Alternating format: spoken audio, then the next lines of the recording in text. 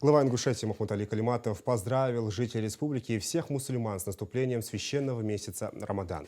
В своем обращении он подчеркнул важность этого периода для духовного очищения, совершения добрых дел и укрепления единства.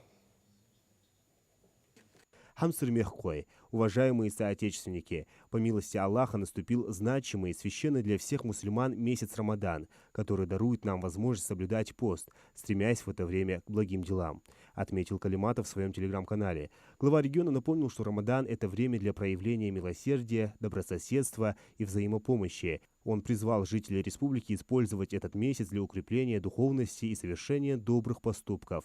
От всей души поздравляю жителей республики с началом священного и благодатного месяца Рамадан. Пусть Всевышний даст нам силы для воплощения в жизнь благих намерений и праведных целей, примет наш пост, услышит молитвы и чаяния о благополучии нашего народа и каждой семьи, о мире и процветании нашей республики и всей страны, добавил Калиматов. Он заверил свое обращение традиционным пожеланием «Дал диак ал-хелдвей, мархибот, аминь». Рамадан – 9-й месяц исламского календаря, в течение которого мусульмане соблюдают пост, воздерживаясь от еды, питья и других ограничений от рассвета до заката.